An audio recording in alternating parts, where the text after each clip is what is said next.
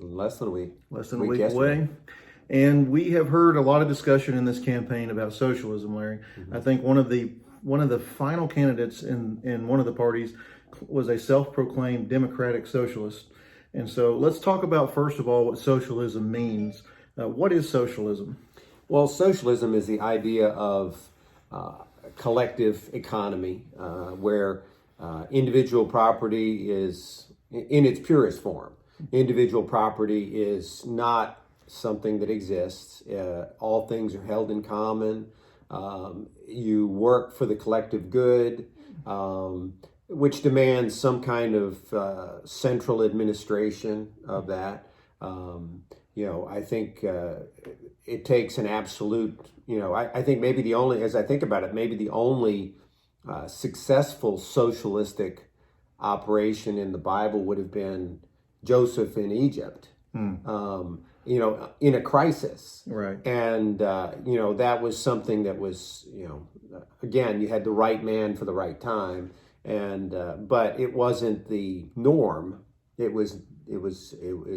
But as far as socialism in general, I would say the primary thing is common good, if not no private property, very little private property. Mm-hmm. Equity in wages is very, very much part of that. So those are the kind of tenets that go with it. Very similar to communism, you think? Is there? Yeah, it's hard to distinguish sometimes because the major socialist countries in our world right now are run by communist parties.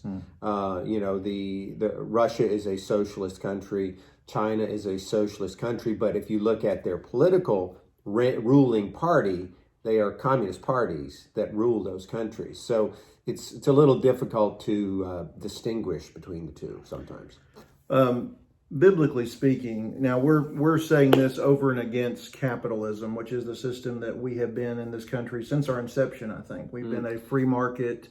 Let's just talk quickly about the difference between socialism and capitalism.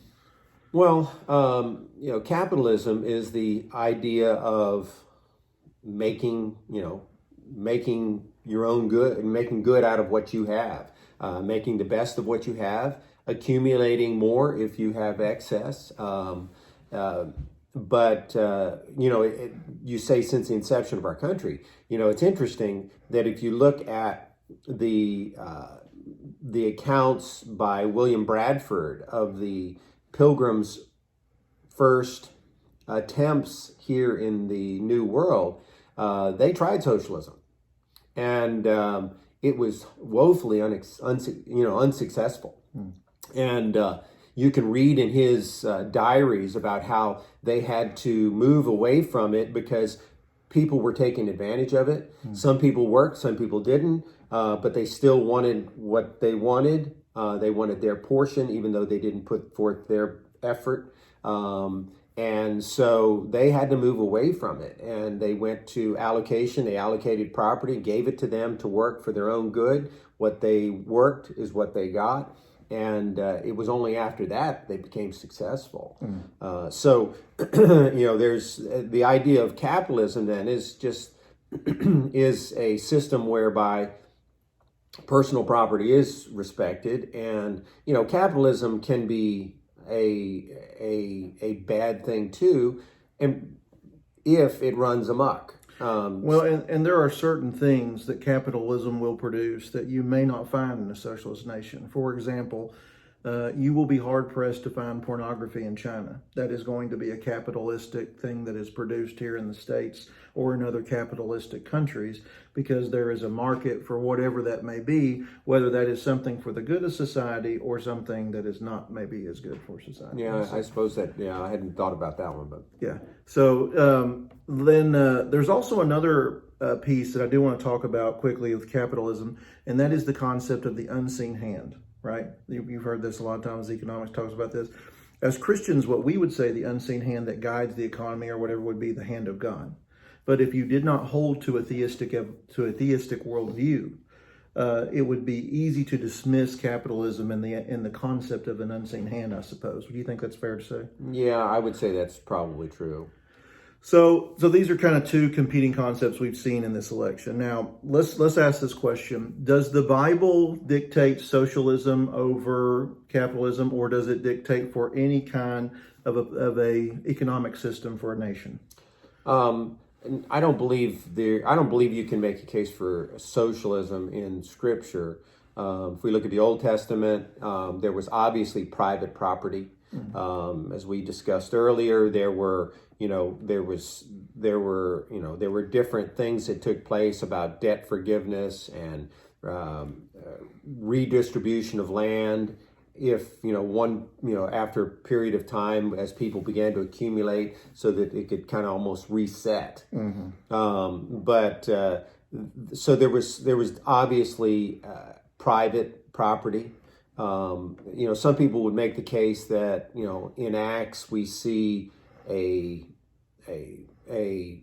pattern that is supposed to be followed of socialism / communal living, that we think of Ananias and Sapphira and all that. They said there was no need because they had all things in common, but they were selling off their private property willfully.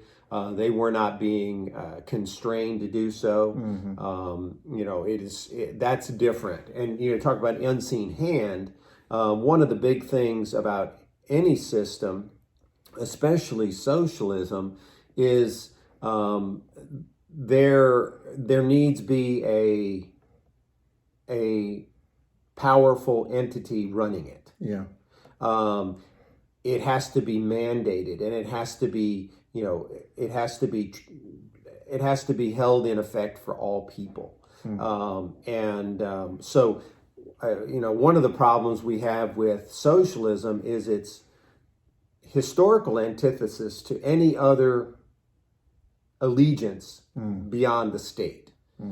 That we're becomes seeing, problematic. I know I mentioned in China about pornography not being there. I've heard missionaries talking about coming from areas of socialism, and they've been afraid exposing their family. But you have a really horrific side to socialism, where in China we're seeing mobile death vans that are pastors are just disappearing, and nobody sees them ever again. They get loaded into these vans and they're gone forever.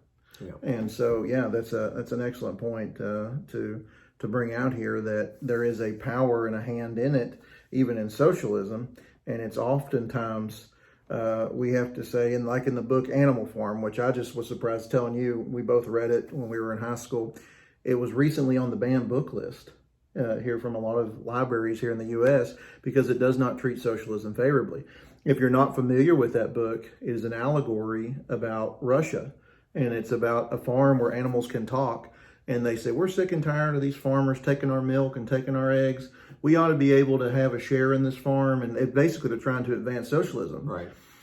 And so they throw the farmer and his family out. And the pigs say, well, we got to have somebody to run this thing, right? So what do? They start dressing like the farmer, sleeping in the farmer's bed. And then they start trading with the other farmers and selling off. And so, they find out it wasn't much better. Right. And so I think it's a book every American should read. Yeah. So anyway, so the Bible does promote the idea of private property. You've made that clear. I do believe that's true, yes. Even in the early church, as you said, I don't think that was necessarily a socialism system that church willfully put itself under. They were selling their private property and giving so that one another could have, willfully and cheerfully. I'm not sure of any socialist state where anyone's cheerfully and willfully giving. No, and there's very seldom is there a socialist country where somebody who is well-to-do willfully becomes poor for the sake of everybody else. Right. The motivation in the New Testament in Acts was a love and a desire to care for brothers in Christ. And now we could say, well, we also care for people beyond the fellowship, but still that was their motivation. It was not constrained by a central government. The Bible also reveals that there are certain limitations on government, right? The Bible says that doesn't detail all those limits, but there's a clear limitation in Romans 13, states that the state is to give and to do, and in terms of demonstrating when the state oversteps its bounds. In other words, at what point do Christians and the state disagree, and then we do what God calls over what man calls us to do? I guess what we're dealing with here is, when the state reaches too far. Can the state go too far in reaching? Well, sure. I mean, we see that where Peter was, Peter and the disciples were flogged for preaching the gospel, which was not allowed by the local government. And so, they disobeyed the local government, those who were put in place by the Roman government, and they said we must obey God rather than man. So there are things, moral tenets which we will not cross. So. And then one other point that I want to bring out too is we understand that depravity exists on all levels of humanity, whether you're a plumber or whether you're president of the United States. There are levels of sin and depravity. And so I want to make the point here that socialism does not guard against human depravity. No, not at all. In some ways, it may take those that are in those power positions and whatever propensity their depravity takes, it may escalate it to a very ugly end. Would you say that's fair? Yeah, and you think about, of course we think of, and people who are not students of history kind of forget sometimes, but the history of socialist countries and their treatment of their people is pretty poor. We think of, people forget that the Nazi Germany, Nazi is the National Socialist Workers' Party. And then we have the Union of the Soviet Socialist Republic, which used to be the USSR prior to the breakup of the USSR, but Russia continues to operate that way. They're socialists.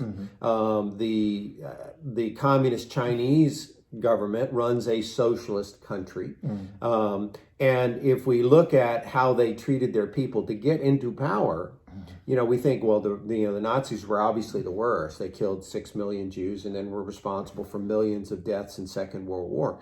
But, they were low level, disregarding of human life compared to the Soviets. The Soviets, Stalin probably killed off at least 20 million of his people. Right. And Mao, during the revolution, in the early 50s and into the 50s, probably killed off as many as 45 million Chinese in order to take power. And so it can be very brutal.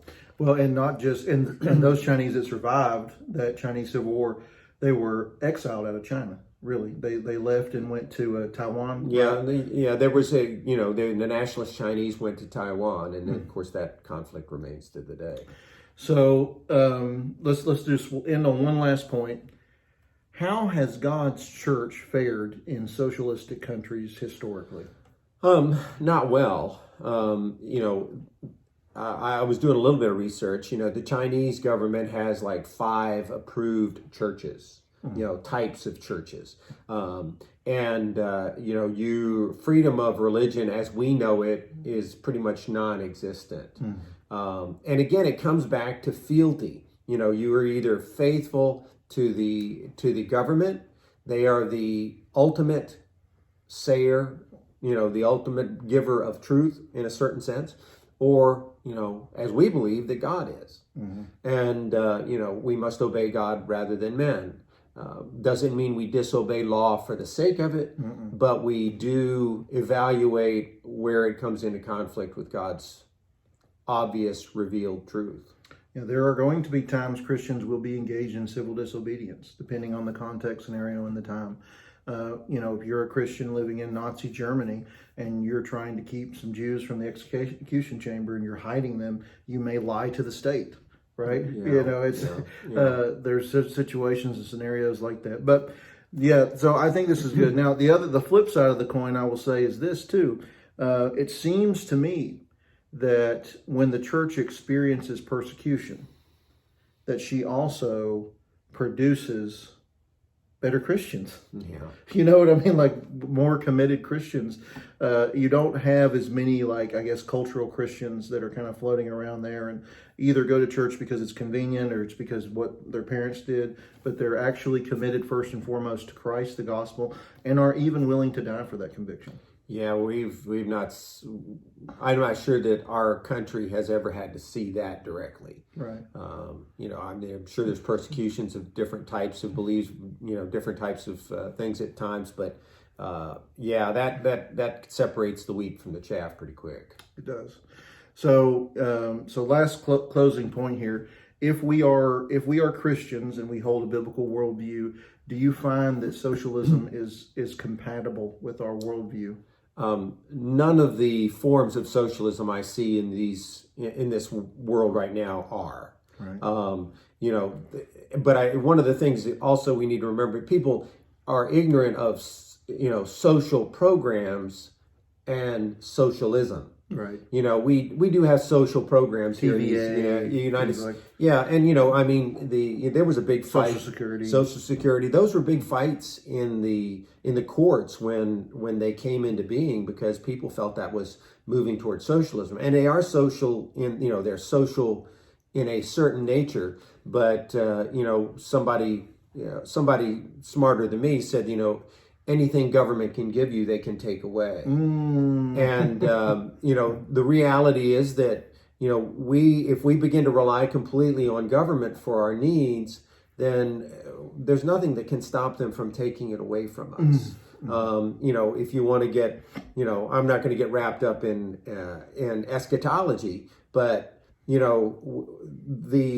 the items are in place for government control of a lot of things right now, whether it be technology or whatever. The banking system, it just takes a push of a button and you can't get into your accounts. And so, we have to be careful about that, about who we trust. And, it comes down to we have to trust God with our resources and whenever we rely on the state, it's just as bad as if we rely on a pastor. Yeah. And put our faith in the wrong kinds of things. Well, yeah, I don't know how pastors can be. Oh, yeah. Anyway, well, since you brought it up, just real quick, for those that may be watching our video that are not Christians, you brought up, things are aligned to be controlled. Just bring a quick clarity. I think what Larry is pointing to is ultimately, we believe as Christians there will be an actual Antichrist who will rise up. And I think whether you're a historic dispensationalist or any other kind of dispensationalist, your view leans towards the government oppressing God's people in the end. Yeah. No matter what your end time view is. And so I think all Christians kind of look at government with a little bit of a question mark. Wouldn't you say that's fair? Yeah. And, it gets back to, as we talked about other subjects, poverty and all the different things. Sin's the problem. And we have to be careful because sinful nature of man pollutes whatever system of government is in place. That's right. And we pointed out some of those for even capitalism. How the sins of man pollutes capitalism. We try to put good checks in place for things like greed and porneia, that we talked about in pornography, but those things exist. Larry, thank you so much for being here for this, and I hope this was helpful for you all. Please go vote. I do believe as a Christian it is our civil responsibility, and many men and women have given their lives so that we have that privilege to do that. So please do the responsible thing and vote this year, and I hope everyone has a wonderful week.